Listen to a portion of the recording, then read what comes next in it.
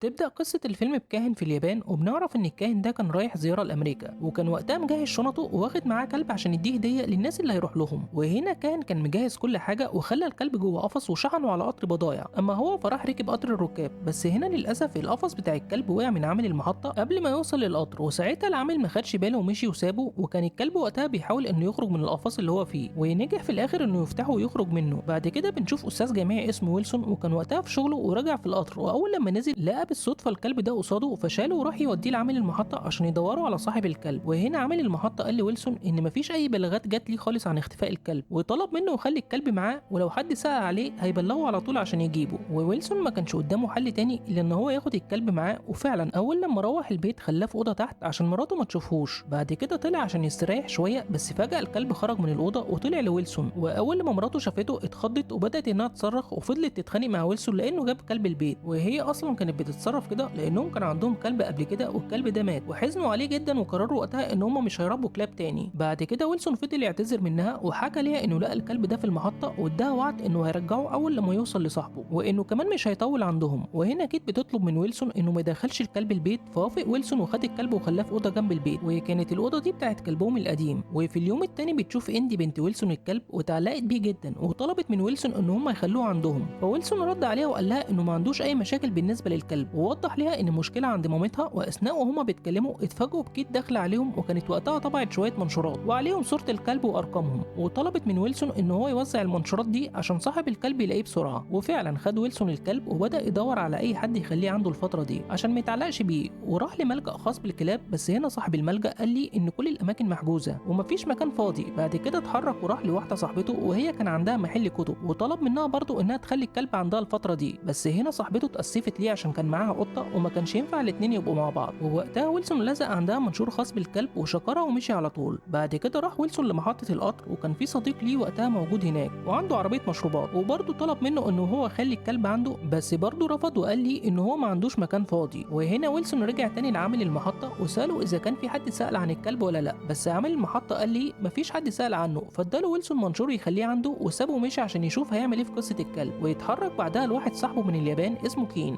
وبرضه طلب منه انه يخلي الكلب عنده، بس وقتها كين رفض ياخد الكلب. واول لما كين شال الكلب لقى متعلق على رقبته طوق ومكتوب عليه رقم 8، والرقم ده كان معناه هاتشي بالياباني. وساعتها ويلسون لما سمع الاسم من صديقه قرر وقتها انه يسمي الكلب هاتشي زي اسم الطوق اللي متعلق في رقبته. واول لما ويلسون روح البيت بدا يهتم اكتر بالكلب، وكانت كيت مراته سمعته وهو بيقول للكلب هاتشي، فاتضايقت منه وقتها وسالته ليه سمى الكلب، وحست ساعتها ان هو ناوي يخليه معاهم. بس ويلسون قال لها انه مش ناوي يخليه عنده، وان كين صديقه هو اللي قال لي عن الاسم ده، وان هو اصلا ما عندوش نيه انه يربيه. وفي الوقت اللي هما بيتكلموا فيه مع بعض بيختفي هاتشي من قصادهم، وكانوا سامعين صوته في اوضه تانية. ولما راحوا عشان يدوروا عليه لقوا هاتشي مقطع حاجات خاصه بشغل كيت، وده خلى كيت وقتها تشيل منه اكتر لان ده كان شغل مهم بالنسبه لها، وعملت مجهود كبير عشان تخلصه. فويلسون بسرعه خد الكلب من قصادها وخرجه من البيت ورجعه مره تاني لاوضه كلبهم القديم. وفي اليوم التاني كان الجو برد جدا والدنيا بتمطر، وهنا ويلسون بيصعب عليه هاتشي وما قدرش يخليه جوه الاوضه، فخده على طول ودخله البيت معاه، وفضلوا طول الليل مع بعض بيتفرجوا على التلفزيون. وفي اليوم اللي بعديه بدا ويلسون يدرب هاتشي شويه ويعلمه يلعب بالكوره، بس هاتشي وقتها ما كانش بيحب لعب الكور. ومع مرور الوقت ويلسون بيتعلق اكتر بهاتشي، وبنشوف بعد كده ان في حد اتصل بكيت وكان عايز ان هو يتبنى الكلب. واول لما كيت راحت تجيب ورقه عشان تكتب رقمه لاحظت بالصدفه ان ويلسون بيلعب مع هاتشي ومندمج معاه، وحست فعلا ان ويلسون اتعلق بهاتشي. وهنا كيت اعتذرت للمتبني وقالت ليه خلاص في ناس تانية اتبنوا الكلب. وبتمر الشهور والايام من وقتها وبيكبر هاتشي، وكانت علاقته بويلسون قويه جدا. وفي يوم ويلسون كان رايح شغله، واول لما وصل لمحطه القطر بيهرب هاتشي من البيت وراح وراه المحطه. فويلسون اول لما شافه نزل على طول من القطر وحاول انه يرجعه البيت، بس وقتها الكلب ما كانش عايز يرجع، فاضطر ويلسون انه ياخد هاتشي ويرجعه البيت بنفسه. وفعلا وصلوا البيت وكمان بدا يقفل الحفره اللي عملها هاتشي. وساعتها كيت جت وكانت شايفه ان ويلسون اتاخر على شغله، فطلبت منه يلحق شغله وهي اللي هتقفل الحفره بنفسها. وفعلا ويلسون بيتحرك بسرعه عشان يلحق شغله. ولما جه وقت وصول ويلسون من شغله بيخرج هاتشي برضه من البيت وراح المحطه عشان يستقبله. واول لما ويلسون وصل وشافه اتفاجئ ان الكلب مستنيه، وسال صاحبه بتاع عربيه المشروبات عن هاتشي، فرد عليه وقال له ان هو لسه واصل دلوقتي. فخدوا ويلسون ورجعوا البيت مع بعض، وكان وقتها مبسوط جدا ان الكلب مهتم بيه. وفي اليوم التاني كان مايكل خطيب بنته معزومه عندهم، وخرج للجنينه بتاعه البيت عشان يلعب مع هاتشي شويه بالكوره. وهنا ويلسون قال لمايكل انه حاول كتير يلعب معاه بالكوره قبله، بس طبيعه هاتشي ما بيحبهاش، وكانوا كلهم مستغربين ان هاتشي ما بيحبش يلعب بالكوره معاهم. وفي يوم تاني كان ويلسون عند صاحبه الياباني كين، وساله ساعتها عن ان الكلب ما بيحبش يلعب بالكوره. فكين رد عليه وقال له ان نوع الكلب اكيتا 3 وهو من النوعيات اللي ما بيحبوش يلعبوا بالكور، وقال لي إن لو حصلت بالصدفة وجاب لي الكورة بنفسه معنى كده إن في حاجة مش طبيعية هتحصل. وبتعدي الأيام وكان كل يوم هاتشي بيوصل ويلسون لمحطة القطر، ولما ميعاد رجوعه من الشغل بيجي بيروح قبلها هاتشي وبيستناه قصاد المحطة. ومع مرور الأيام والشهور كان كل يوم بيتكرر نفس اللي بيحصل،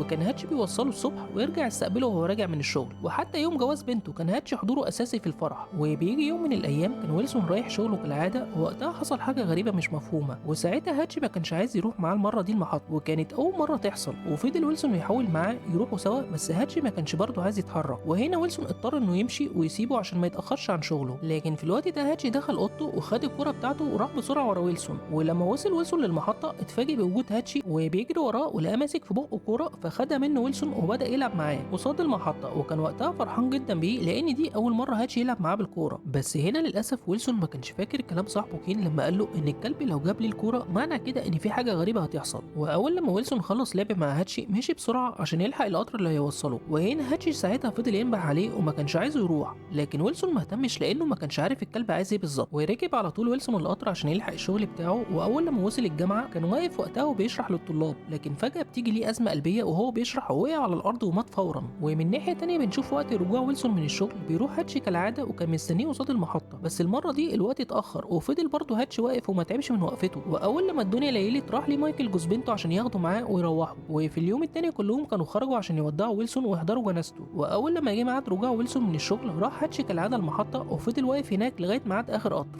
وكان مستنيه على أمل إنه يرجع. وهنا عامل المحطة راح ليه عشان يواسيه وقال لي إنه صعب واللي مستنيه خلاص مش هيوصل تاني. بس الكلب ساعتها ما كانش فاهم منه حاجة، لكن كان حاسس إن في حاجة حصلت. وبعد فترة بتقرر كيت إنها تمشي من البيت لأنها ما كانتش عارفة تعيش فيه من ساعة ما ويلسون مات، فبعتت هاتشي يعيش مع بنتها وجوزها في مدينة تانية. وهنا خدوا هاتشي معاهم البيت الجديد، بس هاتشي جات له فرصة إنه يهرب وفعلا هرب من البيت وفضل يمشي وقت طويل عشان يوصل المحطة تاني. وأول لما وصل للمحطة كان كل الموجودين هناك مستغربين من رجوعه تاني، لأن المفروض هاتشي في مدينة بعيدة عنهم. وبرضه راح وقف قصاد المحطة على أمل إن ويلسون يرجع له. وساعتها إندي ومايكل راحوا ليه عند المحطة وخدوه مرة تاني ورجعوه البيت. بس هاتشي كان وقتها حزين جدا لما كان معاهم. ولما إندي شافت إن صحته في النازل قررت تخليه يعمل اللي هو عايزه، وفتحت ليه باب البيت وبنشوف هاتشي بيودعها على طول. واتحرك بسرعة عشان يرجع للمحطة مرة تاني، وفضل على الوضع ده لسنين كتير. وكان في الليل بينام تحت القطورات والصبح بيستنى صاحبه عند المحطة. وساعتها اتشهرت قصته وكل الناس كانت عرفته وكتبوا كمان عنه في كل الجرايد. وكانت الناس بتبعت فلوس لعامل المحطة عشان يهتم بهاتشي ويجيبوا له أكل. وبتمر الأيام والسنين على الوضع ده، وعامل المحطة وصاحب عربية المشروبات كانوا هما اللي بيهتموا بهاتشي واخدين بالهم منه طول الفترة دي. وكان برضه كين صاحب ويلسون بيروح ليه على فترات عشان يطمن عليه. وبعد مرور 10 سنين كانت كيت راجعة المدينة عشان تزورها، وأول لما شافت هاتشي في المحطة ما كانتش مصدقة إنها تشوف في حياتها حيوان بالوفاء والحب ده، وراحت ليه وحضنته وعيطت. وساعتها كان كل الناس اللي شايفينهم مع بعض كانوا بيعيطوا هما كمان. وفي الآخر بيموت هاتشي وكان سنه وقتها 12 سنة، قضى فيهم 10 سنين من حياته منتظر صديق عمره على أمل إنه يرجع له، لكن للأسف مرجعش. وبكده يخلص فيلمنا. ولو عجبكم الفيلم اشتركوا في القناة وفعلوا زر الجرس يا أحلى أخ وأخت، وأشوفكم على خير في فيديو جديد.